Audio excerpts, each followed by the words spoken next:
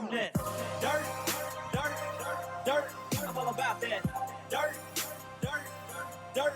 I'm throwing dirt, dirt, dirt. I miss that. Dirt, dirt, dirt. Gotta get back to I'm a dirt trackaholic. Call it what you call it. Saturday night, I am so Kenny Wallace on that. Dirt, dirt, dirt. I miss that. Dirt, dirt, dirt. Gotta get back to it. I've been the Kenny Wallace of the rap game. Ever since I hit him with that dirt track thing.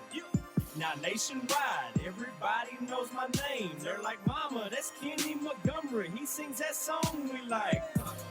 Yeah, well, that's me. Roll out the trailer, I'm flossing. Them Hoosier tires glossing. Them cold kind we're tossing. They know I came to wreck it, yet I rarely bring out a caution. I hit the high side, boy, I park it for Brian Clausen. Welcome to Throttled Up the Podcast. Often imitated, never duplicated. Your weekly home for the best in motorsports coverage. Even your grandpa talking about. And welcome back to Throttled Up the Podcast. And Matt, coming off maybe one of the most amazing weekends of racing I've seen in a long time. Yeah, that flashback to the 90s and stuff, like car count and people, that was unreal. The aerial photos that were put up just of the fairgrounds were just unbelievable. I think that's what happens when you don't get to go to Eldora, twice a year. Is everybody decided to go to Brownstown. Well, everybody had that, you rat hole your cash all year to go to Eldora, to go to some of those big crown jewel events, and had a little extra money, and they filled it up. I'll tell you what, we took our campers over there Tuesday, of course, and we went back over Thursday night, and I couldn't believe the people that was already there. The people that were already there and the constant stream of campers that came in Thursday night while we were there and on into Friday. So just amazing and amazing crowd. It was a ton of fun. Everybody was awesome and great racing. Yeah, the racing was great. The amount of Lucas Oil late model cars that showed up that was unreal. Yeah, 59 Friday night, 60 on Saturday. And again, I mean, just a tremendous field of competitors that were there too as well. Modifieds, late models, super stocks, as we're going to get into here in just a little bit. And the pure stocks. Absolutely. Yeah. But hey, why don't you introduce who we got here with us tonight, as you are the in-house announcer here for Throttled Up.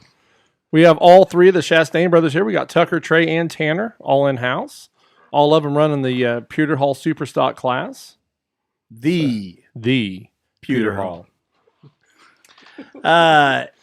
So, guys, I'm going to start where I always start, and tonight I get all three of you, which is a cool deal. How you end up here, man? We've talked. This is, racing is hard. It's a ton of work. It's a ton of money. How do you end up at the racetrack every Saturday? Go to work every day. Got to pay for it somehow. But why? Why is the passion there? It's just what we all grew up doing. Me and Tanner raced go-karts when we were little, and always went to Bloomington Speedway and Brownstown for as far as I can remember, and so I've always wanted to do. You got family that raced, or no one. No kidding. My Sam Chastain, he raced, our uncle. Oh, really? You might remember him in the Bombers way back. He's a track champion there. 57X. Yep. Yeah. That's Sam. So really, no connection to it. Just you kind of grew up around it and fell in love with it. Yep. That's pretty much it. Wanted to do it. Yeah, Dad and Grandpa followed John around for years. That why you have the throwback. Yeah, that's why I'm number 75 and have the throwback. He's a good family friend. So I helped Remington for a few years there on the late model stuff, and was always around John and Rem and having fun, learning. So how you helped a lot of guys. I know you talked about Kenzer there. You talked about Remington. When was it that, coming out of the go-karts, you knew you wanted to get, to that next level? Well, I don't know. It's just some way to get involved somehow. Tanner started helping Jordan Kenzer first in the mini sprint days, and he got a sprint car, and Tanner didn't go so much. So I started helping on the sprint car all the time, working in the garage with him, just learning anything I could, whether it was just grinding tires or nut and bolt, whatever you learn, you take it on down the road. And so I did that with him for 7 or 8 years, and you just learn more and more every week. There's always something to learn all the time. When you decided to start racing, did you think about getting a sprint car because you already had that connection with Jordan? Yes and no. I mean, they're more expensive, a lot in the motor and stuff. So I helped Briscoe a little bit too, and so I went and worked with Tracy Hines on the USAC sprint car team. Did that, and I already had I bought Tanner's car at the time, which was a Brad Cummings car. I tinkered around with it whenever Tracy didn't go race. I'd go race Paragon or something, wherever I could, and I wasn't very good or nothing like that. Struggled, and then after the Tracy deal, I wanted to get kind of more serious into it, and bought a new TSR and went from there. So your car was brand new from TSR then? Yeah. Okay. Back when Todd Snyder had them. Yeah. Yep. I built everything brand new on it. And then that car went to you. Which one of you? So Tucker tore up the Brad Cummings car one night. There's the real story. tore the trailing arms out of it, and I was still fiddling with go-karts at the time, and I talked him in, just letting me have it, and I fixed it up, and we made it work. And I didn't have a garage or nothing. Worked out of the driveway with a tarp for pretty much that whole season until I trashed it and bought Bubba Woods' gum car. Okay, yeah. And raced it for a couple years there, and finally got tired of sucking. Built that new TSR I got now, and then Tanner bought my gum car. I bought your gum car. And he had it. I ran it all this fixed year up. some. And then I just sold it to help a guy out get started in it, and then I'm buying his car. Yeah, because I seen your Snapchat post. You said off to bigger and better things when you sent it off that day, so I didn't know what was going on with that. So after Tucker started, you guys just kind of followed suit there, Yeah, and right. I'd say I brag on it all the time. I think it's awesome that all three of you guys are out there racing. I think that's pretty cool. So yeah, it's a pretty big deal for all of us to be together. It's all we done. And I mean, it's just since day one, since we were just weeks old. It's what we've done every weekend. So when you're not at the racetrack, it feels weird to you then. Yeah. Oh, yeah. It's like if them two are racing and I'm not there, it just feels weird. I'm constantly on my phone or, calling mom or dad, letting them know what's going on.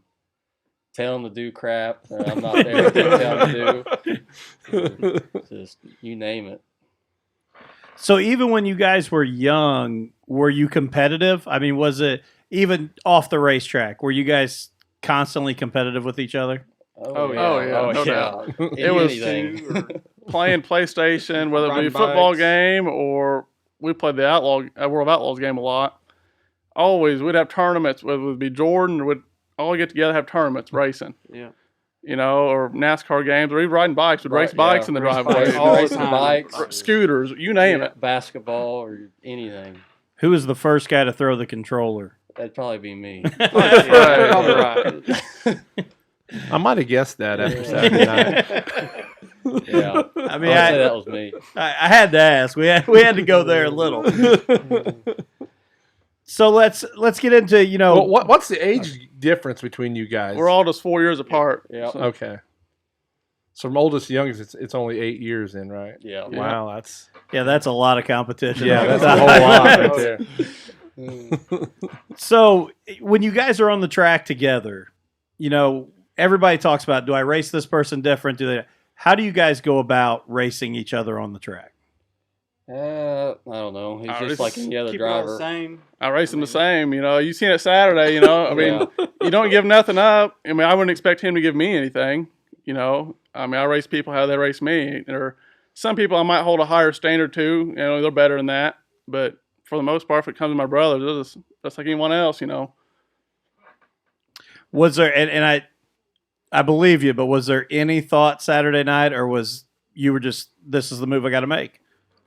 Well, deep down, I was hoping he wouldn't give me the opportunity to pass him back. But once it presented itself, I mean, you have to take the racer in you. You want to win. He left the door open. I left it open, and he got around me. So he left it open. I got around him. It's just the way it went. If it was anybody else, they would have done the same thing. So, I mean, I think it's a pretty honest answer right there. No, I do too. And I like what you said at the end too. If it was anybody else, they're going to take advantage of that too. So just the fact that you're running 1-2, Yeah, especially the way we're battling for the win on Jackson 100 night, But like I said, if it was anybody else, they would have took it. So, I mean, they're no different. I love them. I wanted to see them win, but at the same time, I'm there to win too. Now, would you have been disappointed had he backed off? You want him to come back? Yeah, absolutely. That's just part of it. I wouldn't want him to do that. I wouldn't do it. I think it makes you guys better racers. I do too. And it's just one of the moments where you've been so close, and you just had it walked away from you. And, it's part of it. You've had what did you say? 3 second places? 4 So seconds. you're definitely due. Yeah, and it's yeah. I'm either close or I'm not there at all. So yeah. Which is more frustrating?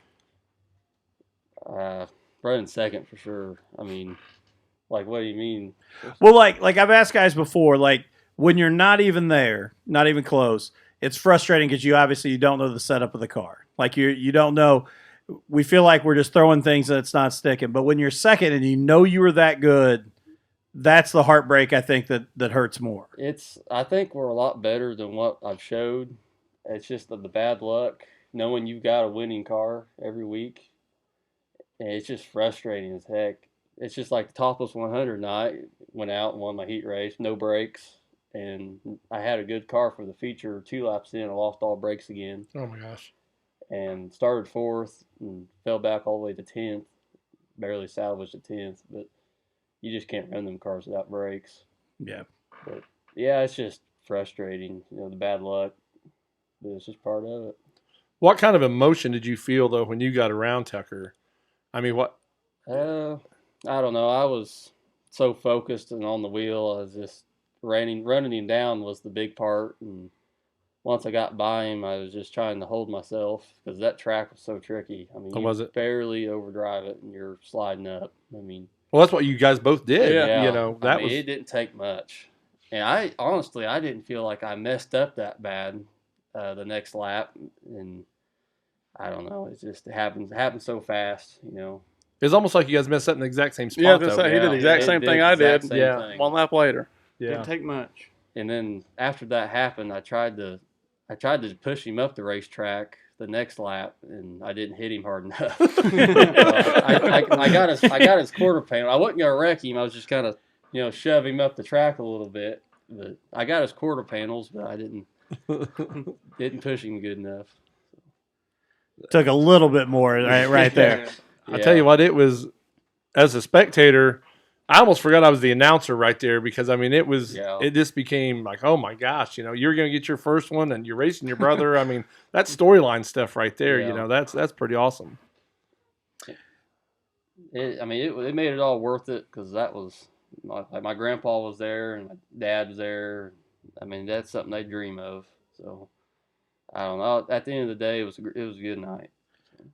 Well, and you guys were talking beforehand, what it would have felt like to be your dad or your grandpa. And, that range of emotions, too, has to be unbelievable because they're happy, but you're feeling it, the heartbreak.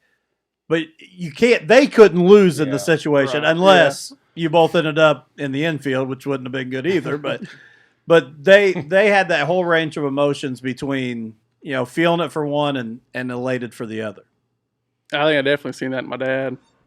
Obviously he's happy. One of his boys won, but the other one was looking for his first win. He didn't get it. So I think he seemed, I wouldn't say disappointed, but you can tell, he didn't know really how to react. He was. Well, yeah. How do you? If you're like, man, I hate it. I really wanted to see you get your first. Well, yeah. That's got to be weird. As parents, you always want your kids to win, but when it's one of your kids battling with the other one, how do you? I'm thinking that myself. How do you show that? Sit quietly, I guess. I think so. He definitely don't do that. No, sit quietly. You might just claim a neutral party out of that. Yeah, like I said, I don't know. I guess cheer and cuss at the same time if you're not going to sit quietly. Yeah. It's about all you can do. The thing I'm going to say, the great thing about it is you guys were great, competitors against each other on the racetrack, but you guys gave each other a hug in Victory Lane, and showed your brothers first. And Yeah. I've bragged on you guys 100 times over for that right there. I mean, that always has to be number one right there. You guys are all brothers, and that's great. I mean, at the end of the day, we finished 1-2, like I said, in the biggest race weekend of Brownstown. So yeah, that in itself is pretty cool. Regardless, I mean, I'd have been just as happy to run second, to him. That's what I mean. I was hoping he wouldn't give me that chance to pass him back, but if he did, I'd have to take it. Yeah. Oh yeah. I mean, that's just going to make him a better competitor the next time. That's. And like I said, it's not going to mean as much to you if you know. Oh yeah. I opened the door and he didn't glad take he it. didn't. I mean, I just was hoping I was going to walk away with it after I got by. But I don't think there's going to be any walking away anywhere. That's no one walked away with anything. And like we said before the show, you guys are in the toughest class at Brownstown Speedway, and then you even said anywhere. I mean, you guys. I mean that the top 10 cars can win any night of the week. That's the thing. There's a 2 or 3 that's going to get it. I mean, it's the top 10 week after week.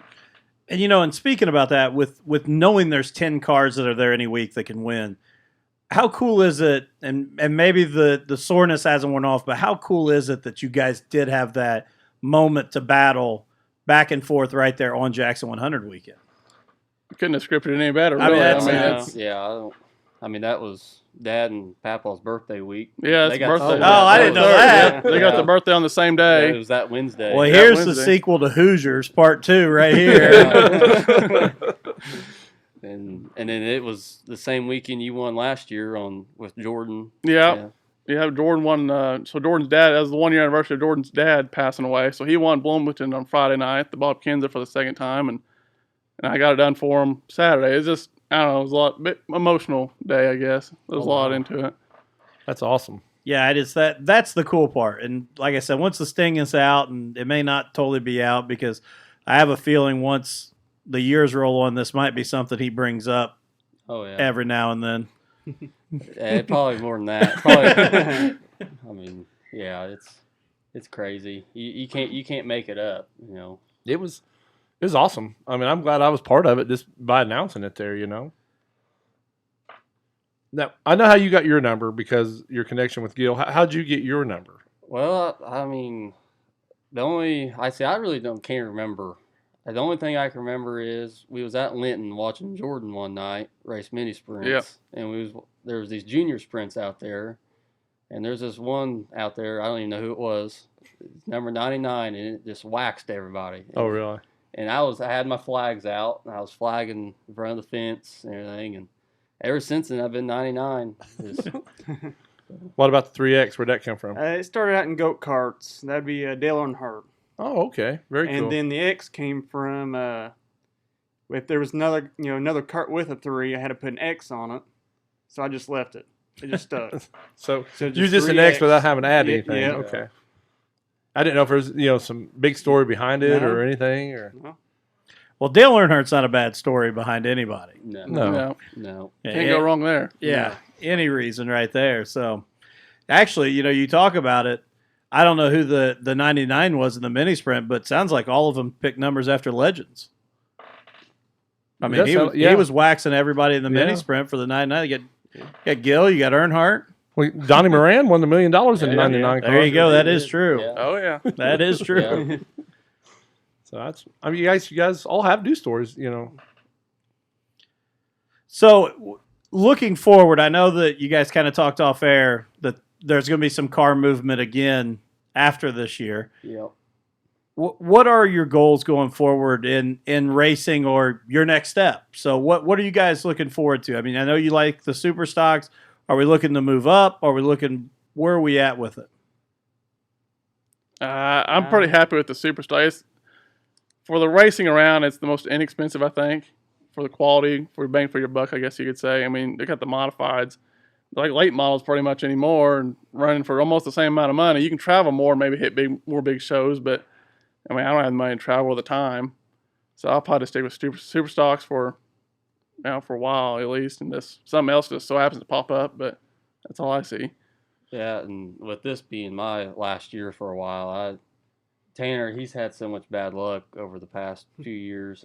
I just really, really want to see him have a good year. He needs a good car, and I'm glad he got mine. So We'll see what happens. Hopefully we can get him rolling pretty No good pressure now. next Yeah, season. no Yeah, doubt. yeah. I did all the dirty work for you, getting it good. Yeah. I did the dirty work for 4 years, experimental setups. Yeah. So, it's just all a big team effort between all three of us. I mean, Well, it's going to be sad not to see you racing next year. There. yeah, it's going to be different, but like I said, me and my girlfriend, we got some big plans, and I mean, I'm really looking forward to something different, more time. I mean, it's all week deal. We're working on these cars. Oh, It's I can just- imagine. It gets frustrating not having time. You know, I'm a big outdoorsman. I had a bass boat for a long time, and I just recently sold it. And I mean, it's just I never had time to go out and fish or hunt, or it's like right now it's hunting season. And I Right. haven't got nothing ready or anything. So. Now, will you be able to run for Rookie of the Year next year then, or did you because you didn't run enough races? I think I ran 5 races this year. So I think that'll So- qualify you for Rookie Yeah. next year. Yep. You Good didn't- deal. You didn't have 5 at Brownstown though. No, it wasn't No. 5 total No. at Brownstown. Yeah, so you'll qualify to run Yeah. for that. Good deal. That's Yeah. awesome. So when you break your week out, how do you guys go attack that week? Because you got all this work to do, you got all these things you got to get done. How do you attack your week? Well, this week's probably pretty easy for me because I haven't hit a Ute tire this week. It's like me and Tanner the other night. It was kind of funny. Was that Monday? It was Monday. We unloaded the car and got it in the garage and up on jack stands, and I was like, "Are we done, or is this all we got to Yeah, do it for was right definitely now?" weird for sure. Other than tire work. Usually ripping the nose off of it every week. That was Yeah. getting old. Yeah, it was. But I don't know, to be competitive. It's what you got to do, and if you don't do it, Takes the time. you won't have the finish you want, and it takes time to be fast. Yep. That's all there is. Now, do you guys house the cars all together? Or you guys keep them at your own houses? No, or- we're all separate. Yeah. Oh, really? Yeah. Yeah. Well, that way you guys can try things, not tell the other ones, right? I'll be honest, we're all pretty honest with each other. Oh, really? We're all open. We all help. Yeah, If we try something new, I'd tell him what I did, or if it worked, or you might want to try it. Or I mean, we're real honest with each other. We ain't no secrets, no hiding stuff. Do you guys drive the cars about the same? Like the setup is about the same? Everyone's, Without telling everything, we're listening. well, I couldn't tell you what my car is. I've never scaled it this year. Oh, really? Believe it or not, I mean, people probably think I'm lying, but so I got in that wreck at the first race at Brownstown with Sasser, and so I had to clip it. And ever since then, we kind of rushed to get it done. Went and ran Putnamville the first race back, and I don't know what I got, like 5th or something. And then we went to Paragon the next week, and I just reset ride heights on it, and it was pretty good. So ever since then, that's all I've done. I haven't scaled. I couldn't tell you where it's at, any Yeah. percentages, or yeah, he's not lying either. 'Cause I get aggravated to know what he runs, and he won't put it on the dang scales. I said, if you want it on the scale, So, you put it on the scale. He sent me a scale sheet of like something last year or something, and I kind of went off of it on my car and just been working on it ever since. And I really don't scale mine that often, but We have lately. yeah, well, lately you have. before this last race, Yeah, that tearing the nose off all the time. yeah. But no, we usually once we get something that sticks pretty good, we try not to mess with it too much. Yeah, I do the same thing every night at Brownstown on my car. I mean, whether I run 5th with it or win with it, it's the same thing I do every time. So. Yeah. Are you guys kind of like superstitious on what you do things on race days like No. that? Not really? No, I just know it works. For the most part, it works. So I was, if it don't, it just wasn't my night. I wasn't going to change too much for it. And I think in that class, it's so competitive that consistency, trying to take big swings, No, is going to keep you in the points race there. no. Then if you do take a big swing and run bad, you're like, well, I just wasted the weekend. Yeah. know? Yeah. Yeah. It's just, that I could have won with it before, Yeah. before I messed with it. So And I got to think, when you're an outdoorsman, like you said, that just tears you up even more. I missed out on being in the woods today. I missed the bass Yeah. boat, yeah, and I came up here and I raced this bad. yeah, that definitely eats me up sometimes. And So growing up, obviously we know who some of your dirt heroes were in NASCAR, but who were some of those other guys you loved seeing at the races that you really loved to watch? I guess locally, we say Matt Bex helps out a lot. So my uncle, we've always been friends with Matt, family friends. So we always like seeing him run good. And Bubba Woods. I remember watching Sam when we were little.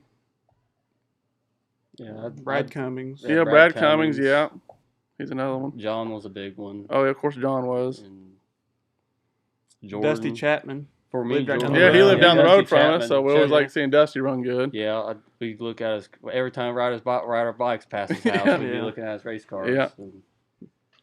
Dusty Chapman was my hero when I was a kid, man. Oh, yeah, the 98? Oh, yeah. Yeah. Yeah, he'd been around forever, Trey man. worked with him for I a little actually while. worked night shift with him at Carlisle for 4 or 5 months, and we would talk all night long, me and that guy. And it's just cool, growing up, watching him, and to be able to sit with him all night and talk stories. But When I was a kid, man, he was sponsored by Coyote Clutches, and he had Wild Lee Coyote on the side of the car. Yeah. And as a kid, I couldn't wait till he rolled out just because, Just to see it. Wild Lee Yeah, Coyote was on the side of the car. So Tank Duvall and the Flintstone Flyers. Oh, yeah. That was cool. And we've talked on here before, but you look down the list of people you just named, and you talk about the big name legends that are in Lawrence County and Jackson County and Scott County, right here in this area, Jennings County. There's Monroe County with Bloomington. The legends that have come in this small area here in Southeast Indiana is unbelievable. Oh, yeah. I mean, just like from Mitchell alone, you got Kevin Briscoe, you got Dick Gaines, John, Remington. I mean, it's a hotbed down here, Oh, yeah. In all classes, got not all just the, one. All the Kinsers. And, Yeah, all the Kinsers in Bloomington, Yeah, it's Olytic. You can't leave Bartholomew County out because the first 2-time Jackson 100 winner was Russ Petro when he was out of Bartholomew Petro. County. Yeah. Yeah. That's it. But just everywhere around here, I mean, and I've told you before, when I was 12 years old, we went down to Volusia County Speedway in Florida, and the late model feature rolls out in the front row was Russ Petro and Ray Gotze. Oh, man. That'd be Oh, huge. And I'm like, we went 1,000 miles away from home to watch the same two guys Yeah. race Yeah. for the win, Yeah, it's crazy. so. On you. No, I asked that question. What's that? What question? The last question. Oh, okay. That's what got you on your old stories. No, Showing your age. I show it all the time. He makes sure, if I don't show it, he shows it for me. So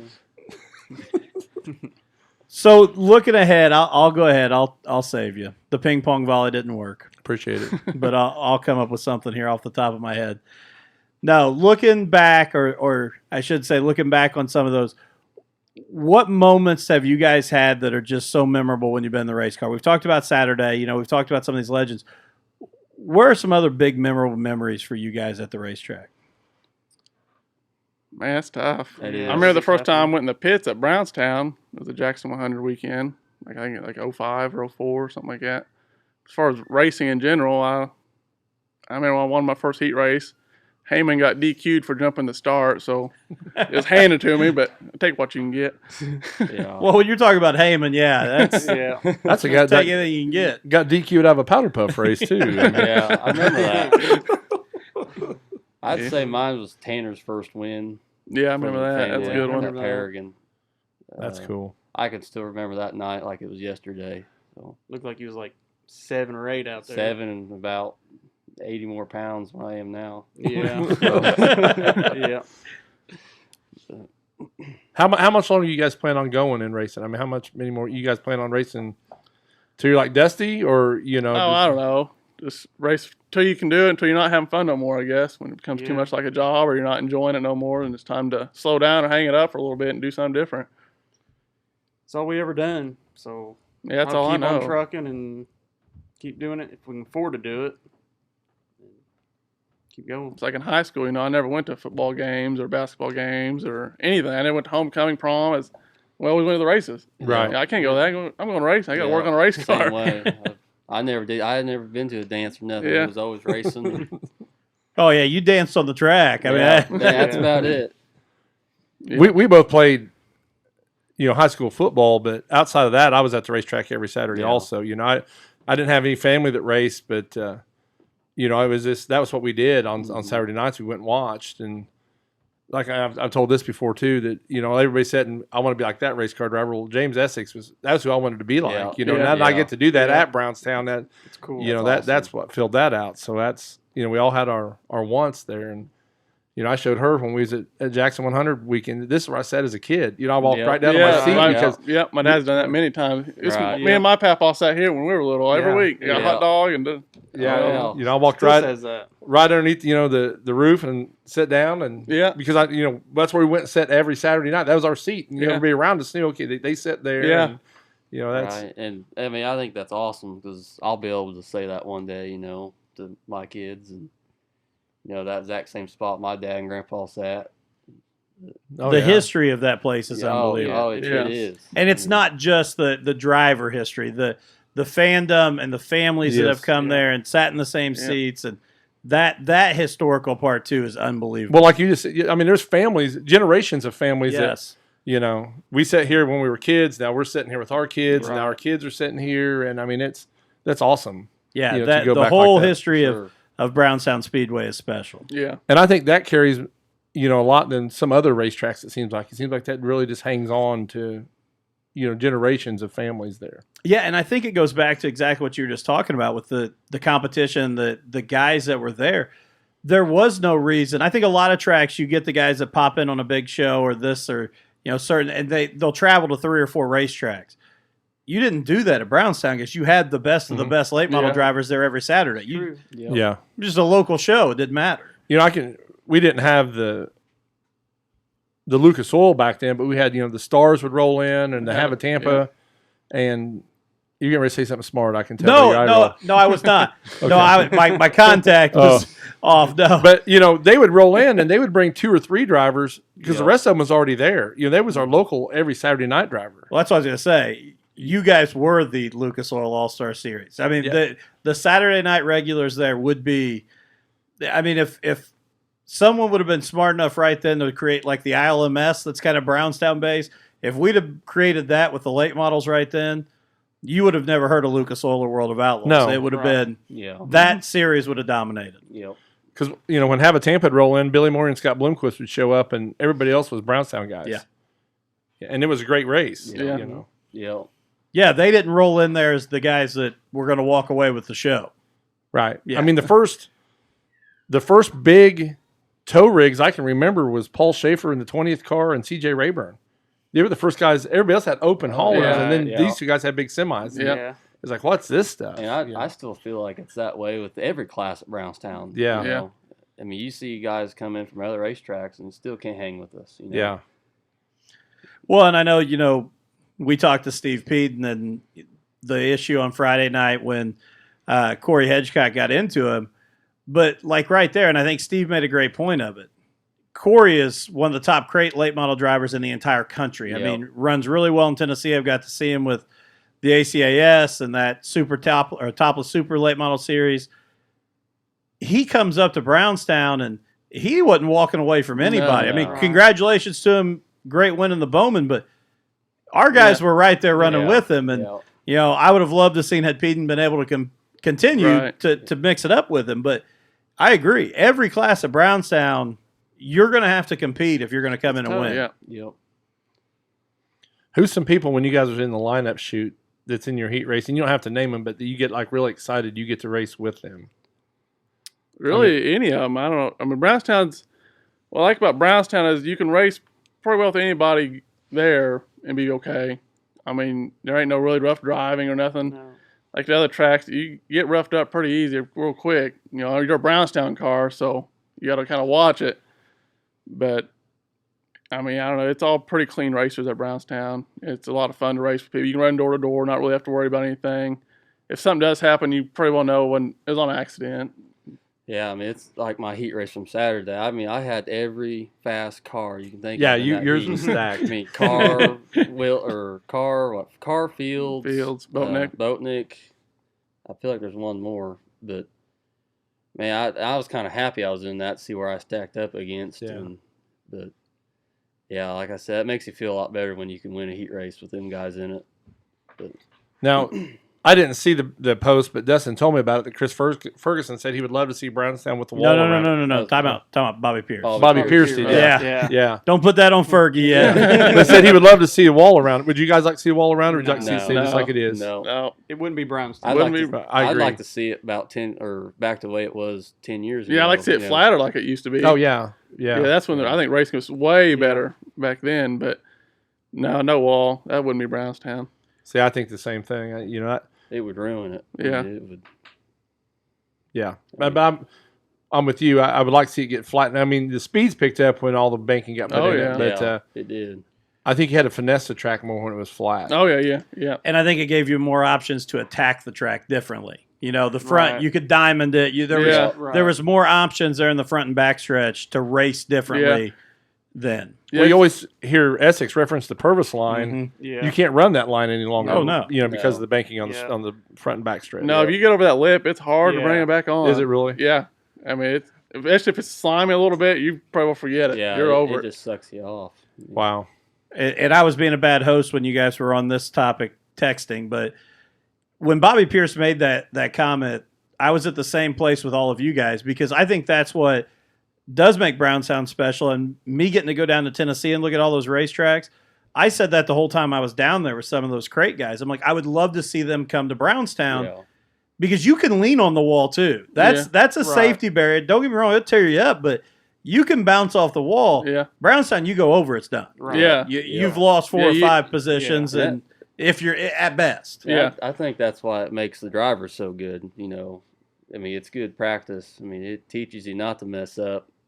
Well, the risk reward is huge. I mean, Yeah. if you start, running that lip on the top of Brownstown and you mess up, you're off. Yeah. Where with the wall, you're just going to hit the wall and keep going. Right. And Bobby and Josh Rice, they become pros at running the walls. Yeah. And I don't disagree. I think Bobby Pierce, if they put a wall around that place, he'll be scary good there. Oh, but I also love, and I wanted to comment on his post, I wanted to say, but look at how special it was when you got underneath Davenport 2 years ago and won the Jackson 100 there. Like, why would you say I want a wall now? Like, you're on the winners list. So, and his dad was dominant in the 80s at Brownstown. Yeah. And I when I saw that post, I understood where he was coming from. I thought it was, kind of funny, but I thought, no, man, it's got to be this way. You can't do it. I'm not sure why he would even want to say that because, I mean, heck, he nipped the tire for like 70 laps 2 years ago to win it. Yeah, he just beat the bottom of the Ute tire. Talking about nipping the tire, I'm amazed. Where I sit in the tower, I can see you guys come out of 4. I see your front flare, like lap after lap, flip in on that last. I mean, you have that time perfectly when you come off there. Yeah, just comfortable with it, I guess. I mean, you can judge it and know you're at the bottom, and I can see my fender flipping a little bit. Yeah, because I can see it from the tower. It's like, my gosh, you can't get Electrical any closer. work big and That was the wrong button. I apologize. No, I apologize. Okay. Go ahead. But I just saw how close that was. That you can do that. But if you have electrical work, big or small, Gilpin's the one to call. But go ahead. I'm done now. You've rudely interrupted. I don't know how many times I nipped a tire. So you did a lot. You ran a lot better than I did Saturday. Yeah, I nipped it about almost every lap. I was afraid you guys was going to end up in a pile in turn 4. I mean, well, after I got back around him, I was hell or high water. I'm stopping before I leave any room on there now. So he's gonna have to really move me out. Yeah. Yeah. That's the last thing I told Tucker before I walked away from Victory Lane. I said, "Don't go over and look at that quarter panel, man." Yeah. I was hoping he wouldn't beat it out. But. Hey, let's take a quick break here. So you guys make sure you got your sponsors ready. When we come back, we'll let you guys talk about your sponsors, but we'll take a quick break here to talk about ours. Electrical work big and small, Gilpin is the one to call. Gilpin Electrical Services can do your small necessary jobs such as wiring lights in your race trailer or adding outlets in your shop. They are also trained in installing whole home backup generators. Don't let a loss of power knock you out of having your car ready for the track this week. With a generator from Gilpin Electric and Generator Services, you'll be able to continue to work right on through the outage. Give them a call today at 812-953-1261 or look them up on Facebook at Gilpin Electric and Generator Services. Don't sit in the dark during the next power outage. See what Gilpin Electric and Generator Services can offer to you. Call them at 812-953-1261. Are you uninsured or underinsured? Do you know what kind of coverage you have? Do you know who to call if something goes wrong? Most of you probably know whether you currently have home, life, or auto insurance, but do you have the right coverage and the right amounts? This is where my family's agent, Tommy Taylor, comes into play. Tommy will take the time to sit down with you and look at your current policy and explain what he can offer and for what price. Tommy's an agent that is going to work for you to get you the best deal and best coverage he can. And when he's not the best option, Tommy's okay with telling you he'd take the other. Give Tommy a call today at 812-346-5664 or email him at thomas.taylor@infb.com. Stop knocking on wood. Call Tommy Taylor today. Is your car damaged? Does it need detailed? Rust spots you've been swearing you're going to take care of? How about those foggy headlights? If this sounds like your daily driver or your project car, give Legacy Paint and Body in Columbus, Indiana a call today. They can take care of all those problems and more. They offer free estimates and are family owned. Give them a call today at 812-799-1344 or look them up on Facebook at Legacy Paint and Body. Again, give them a call today at 812-799-1344. Dirt to Media is your one-stop spot for racing action of all types. They cover Brownstown Speedway, Twin Cities Raceway Park, and Thunder Valley Raceway weekly with on-demand video available the day after the race is held. Also, for 2020, the crew will be covering historic Salem Speedway live. You can also get all the races with your VIP Dirt to Media membership on demand the day after the race. All of this, along with covering the Burris Southeast Karting Series, Burris Blue-Gray Karting Series, and the American Crate All-Star Series live on their platform. It's time you were a VIP member of the premier location for racing coverage, both live and on demand. So get over to www.dirttomedia.tv and sign up today. All right, and welcome back to Throttled Up. And guys, I know you said you all have the same sponsors, but we want to give you guys a chance to thank not just the sponsors, but everybody that helps you get to the track every weekend. So who's going to bite the bullet and say all of them for us? Go ahead. Well, no certain order. Travis Kern, I think he helps us out more than enough, all of us. Yeah, he's great to us. Great engines. Competition suspension. We all run CSI shocks. They're all great. Tyler Blanton, he's helped us get to the track. I don't know how many times we borrowed a trailer from him to get to the track. Printworks, Mike and George Hobson at Printworks are always making us look good, helping us out a lot. Am I forgetting? See, this is where I'm getting foggy. East Vending. Yeah, Tommy East. I forgot Tommy. East. Sorry, Tommy. Bailey's, Matt Bex. Yep. A big one for me is Travis Kern. If I wouldn't be racing right now, if it wasn't for him, he pretty much built a motor for me. In high school, I worked in the engine shop for him on the side. And when I've got that Brad Cummins car, I didn't have a motor or anything, so I'd go clean parts and tear down motors, and he repaid me by building me a motor. So, and that's just been a huge help. And like Tucker said, he's always there for us and helps us out when he can.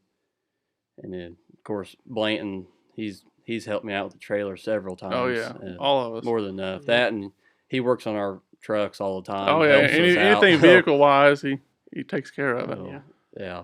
And then, Matt Bex and Bailey's and East Vending with Tommy. Anything we ever need, Tommy's always there to get it for us. Mom and Dad's probably the biggest one. They work their tails off for us. I don't know how many hours Dad had in this past 2 weeks on both of our cars. He took vacation all week for his birthday and stuff, and he worked on both our cars all week getting them ready. Yeah, wow. Yeah. I think So it's no big money sponsors. It's just your friends and your family. Here and there will help you here, and yeah, we've learned from other people thinking they better not leave the wives or girlfriends out. Yeah, and the girlfriends. Yeah, definitely. Better not forget that. Yeah, I don't know how Sabrina puts up with me sometimes. I don't know how Maddie does either, but I'm thankful they do, and it's just all a big effort, group effort. We had the one episode where we had some wives on, and I think you forget how much stress they go through of your guys' stress. Oh, yeah. 'Cause they live your guys' stress, through you. So make sure you get them in there. Oh yeah. And I want to circle back too, because we've heard on here, I don't know how many times, Matt, in 106 episodes, but Travis Kern. I was getting ready to say that. And not only a great guy, but how important he is to the racing world, because just like you just said, he's willing to let you come in, tear down motors, clean parts. He'll help you out by building you an engine. I don't know how many times drivers have come in here and said, I wouldn't be racing if it wasn't for Travis Kern. Right. And I know he doesn't like a whole lot of accolades. He's a pretty private and quiet guy, but a huge shout out to Travis Kern for what he does for everybody local. I'd almost put Travis under one of my heroes. I mean, the history that guy's got is just unbelievable. Yeah, and Cale and Claude too. Yeah, and the knowledge you get from him. There's so much. Yeah, he helps us way more than motors. If I got setup advice, I go to Trey, he'll tell you. He knows. I mean, or he's helped John all them years, and he's been around racing all his life. I mean, what I know about a motor is because of him right there. I mean, I got to run Tucker's valves all the dang time because I wouldn't know how to do it if it wasn't for Travis. And And sometimes I think as fans, we probably don't realize how important guys like that are in the racing world. You know, that will help you out, that get young guys started, that's the backbone of keeping our sport alive is guys like that. Yeah, if it wasn't for guys like that, half the cars wouldn't, not half, but a third of the cars wouldn't be at the racetrack. Yeah. Because there's a whole lot of other guys like him that are, behind the scenes that no one knows about. Yep. So say, how many times have we sat here with a driver that said, talked about blowing an engine and Kern saying, bring it over, I got one, put it in. Like, no questions asked. We'll figure it out. But you've got to race again next weekend. Like, for sure. Yeah. It's constant. And I'm sure Travis probably doesn't want me using that as advertisement for him, but that's the kind of guy he is with helping local drivers. He'll do everything he can to get you out there. Yeah, I mean, even with him with a trailer, he's let me use his trailer. Yeah, he's let us use his trailer numerous times. Anything we need. Anybody else? Tanner, you got any? No, you guys pretty well covered it. I mean, you're welcome. Derek, he's pretty. Derek Groomer helps us out quite a bit. Helps us a bunch. Yeah. He's another guy in that multiple county deal that he's really stepped his game up a lot too. Of course, we go way back with Derek and him. We race go-karts with him way. Oh, really? Little at Boggs. Lagodi, You've known him for a long time. Yeah, Tanner raced against him in go-karts. Yeah. So your guys' little group, like your age growing up, is that where a lot of you guys came from, was the go-karts? Oh, yeah. You moved up into Brownstown and... I started, I think I was 6 years old when I started racing go-karts. I think I did it till I was 12, maybe 11, 12. Probably around that. I was a little later. I started racing karts when I was 8th grade, I think. 8th grade through sophomore year, I raced. And then I got the Brad Cummings car when I was a junior and went on from there. But how different, and I've asked some other guys that started in karts, how different was that transition from go-karts to the dirt world?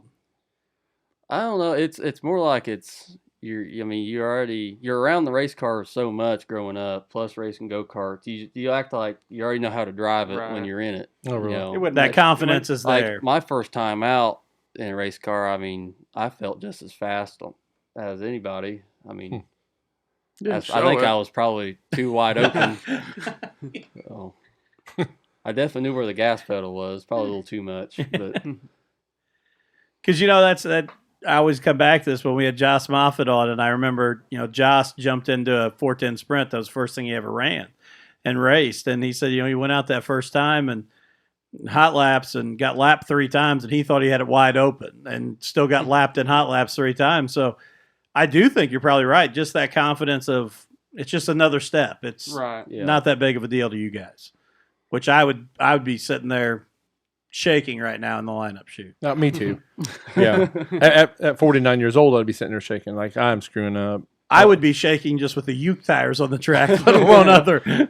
Yeah. I'll be honest. When Brad Fry offered his ride up to you and I last year, I was in a panic that we was going to have to buy a super stock when we were done. Yeah. Well, I was in a panic we were going to find a seat that I could get in. But Well, when he tore part of his interior out for us to get in, I was like, this is really going to happen, and we're going to look really silly, you know. And I'm going to take this thing right over the back into the scale house, probably take the whole scale house down. ramp the dam.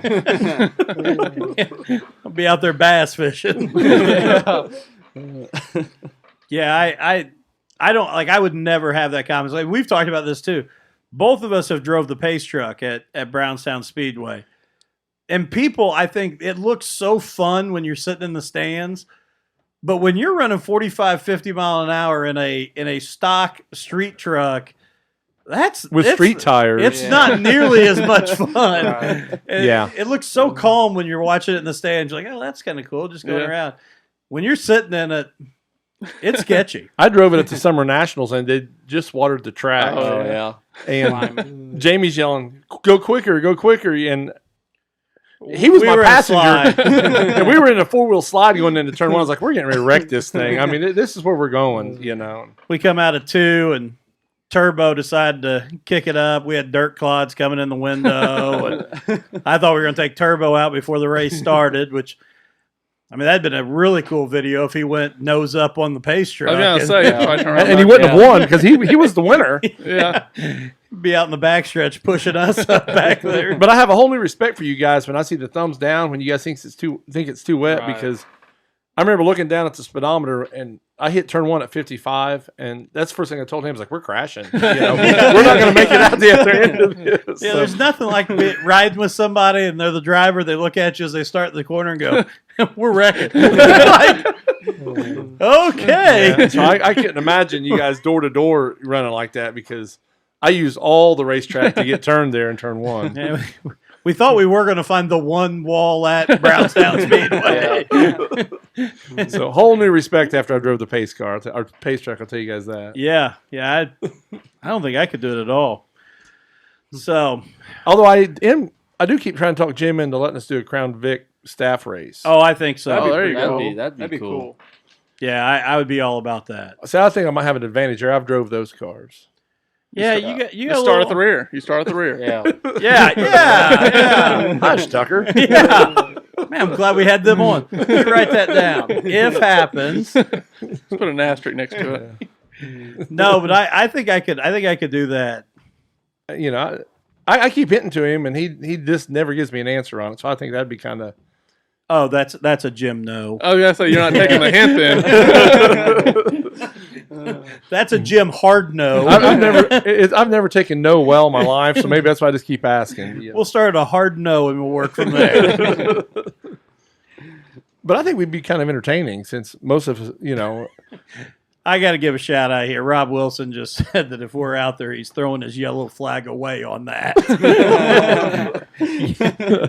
He don't get to race because he's a professional racer. Rob, here's the situation. Throw your yellow flag away, get your cell phone out, and get Rescue 20 headed over, because Yeah. we're going to need it. The only car I'd aim for is be yours. Oh, I can believe that.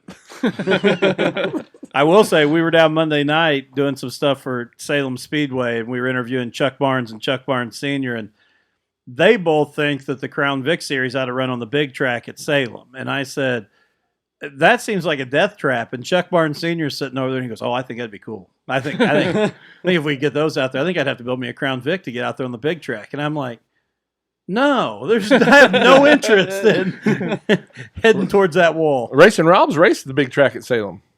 Yeah. He's racing the Halloween race twice. So let's throw this out there. Speaking of things like that, we don't talk a whole lot of NASCAR on here, but the schedule was released today.